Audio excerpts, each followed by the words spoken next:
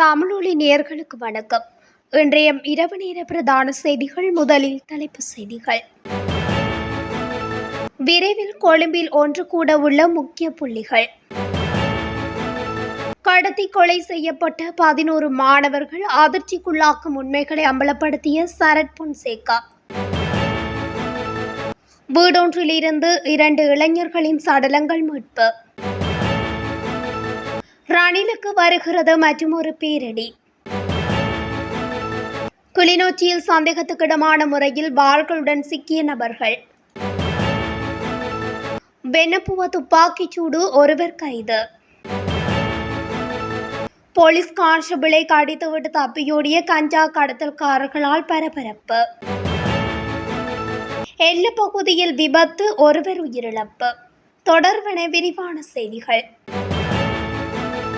ஐக்கிய தேசிய கட்சியின் 79வது ஆண்டு நிறைவு விழாவை ஐக்கிய தேசிய கட்சியின் தலைவர் ரணில் விக்ரமசிங்க மற்றும் பல அரசியல் கட்சிகளின் தலைவர்களின் பங்கேற்புடன் நடத்த தீர்மானிக்கப்பட்டுள்ளதாக ஐக்கிய தேசிய கட்சியின் தலைவர் வஜிர அபிவர்தன தெரிவித்துள்ளார்.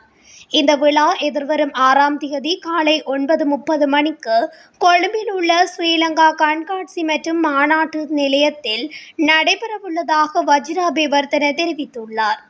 ஐக்கிய தேசிய கட்சியின் சிரேஷ்ட அதிகாரிகளின் பங்கு பற்றுதலுடன் இன்று இடம்பெற்ற கலந்துரையாடலின் போதே இந்த தீர்மானங்கள் எடுக்கப்பட்டதாக வஜிர அபிவர்தன மேலும் தெரிவித்துள்ளார். அத்துடன் இதற்காக அனைத்து அரசியல் கட்சி தலைவர்களையும் அழைப்பதாக அவர் தெரிவித்துள்ளார். குறிப்பாக அரசியலமைப்பு சர்வாதிகாரத்தை தோற்கடிப்போம் என்ற தொனிப்பொருளில் அண்மைய நாட்களில் அரசாங்கத்திற்கு எதிராக அணிதிரண்ட அனைத்து அரசியல் கட்சிகளின் தலைவர்களும் இந்த நிகழ்வில் கலந்து கொள்ள உள்ளதாகவும் வஜிர அபிவர்தன மேலும் தெரிவித்துள்ளார். தற்போதைய அரசியல் நிலைமை, நாடு எதிர்நோக்கும் சவால்கள், ஐக்கிய தேசிய கட்சி உள்ளிட்ட எதிர்க்கட்சிகளின் தற்போதைய பொறுப்பு மற்றும் எதிர்கால பாதை தொடர்பில் ஐக்கிய தேசிய கட்சி தலைவர் ரணில் விக்ரமசிங்க விசேட அறிக்கை ஒன்றை நாட்டுக்கு வழங்கவுள்ளதாகவும் வஜிர அபிவர்தன தெரிவித்துள்ளார். கொழும்பு மற்றும் அதனை அண்டிய பகுதிகளில் 5 மாணவர்கள் உள்ளிட்ட 11 பேரை முன்னாள் கடற்படை தளபதி அட்மிரல் ஆஃப் த ஃபிளீட் வசந்த கருணாகுட கொலை செய்ததாக ஃபீல்டு மார்ஷல் சரத் பொன்சேகா தெரிவித்துள்ளார்.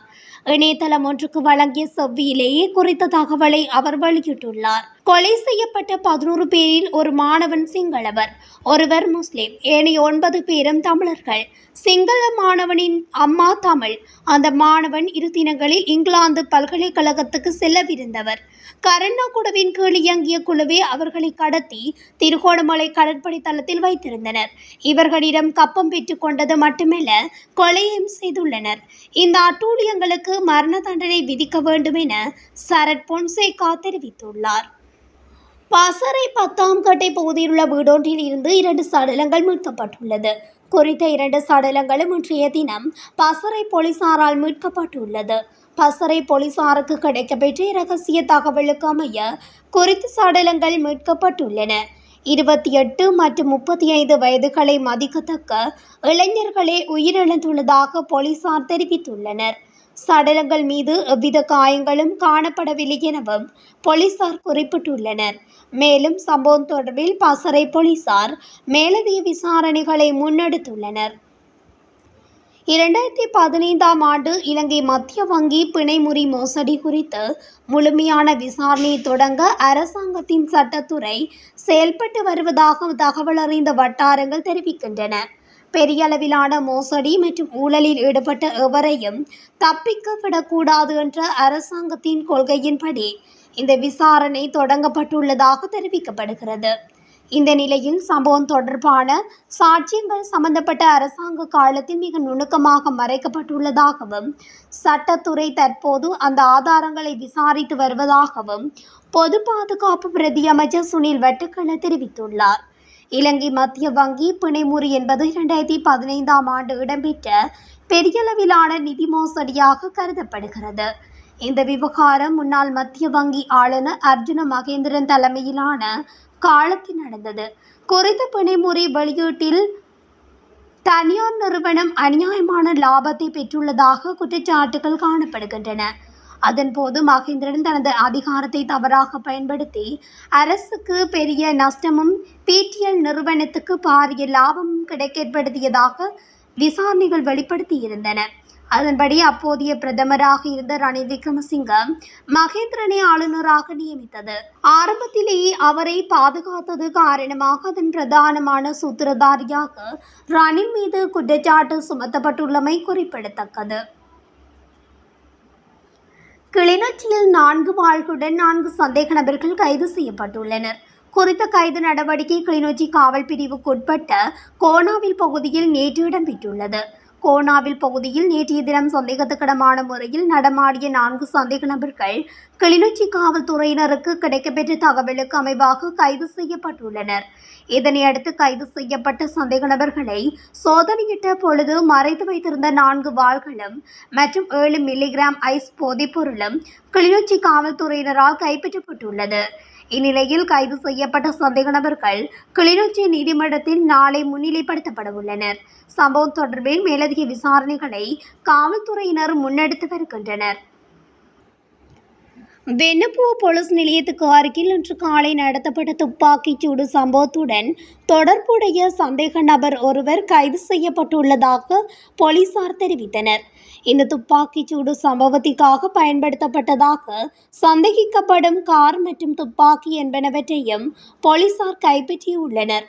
வெண்ணப்புவ போலீஸ் நிலையத்துக்கு அருகில் இன்று காலை நடத்தப்பட்ட துப்பாக்கிச் சூட்டில் ஒருவர் உயிரிழந்துள்ளார் என்பதும் குறிப்பிடத்தக்கது. பண்டாரகம பத்திக்குட பகுதியில் கஞ்சா கடத்தல்காரர் ஒருவர் போலீஸ் அதிகாரி ஒருவரை கடித்துவிட்டு தப்பிச் சென்றுள்ளதாக பண்டாரகம போலீசார் தெரிவித்தனர். காயமடைந்த கான்ஸ்டபிள் பாணந்துறை ஆதார மருத்துவமனையில் அனுமதிக்கப்பட்டுள்ளார்.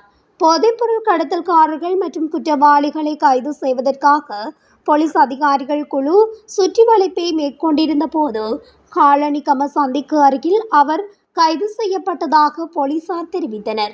சந்தேக நபர் வைத்திருந்த கையடக்க தொலைபேசி அழைப்புகளின் பேரில் மற்றொருவரை கைது செய்வதற்காக வேறொரு பிரதேசத்துக்கு சென்றபோது சந்தேக நபர் 2 போலீஸ் அதிகாரிகளையும் ஒரே நேரத்தில் தாக்கியுள்ளார்.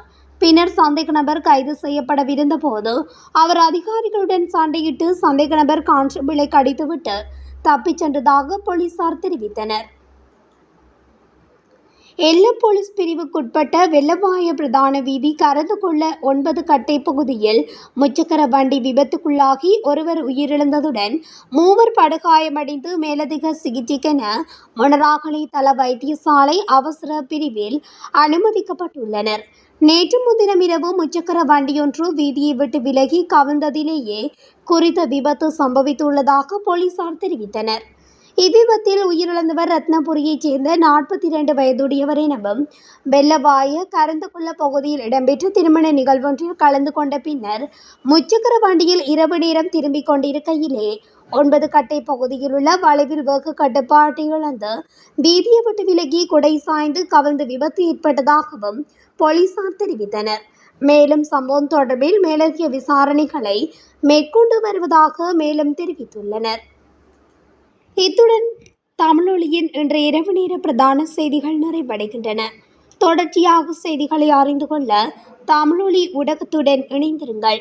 நன்றி, வணக்கம்.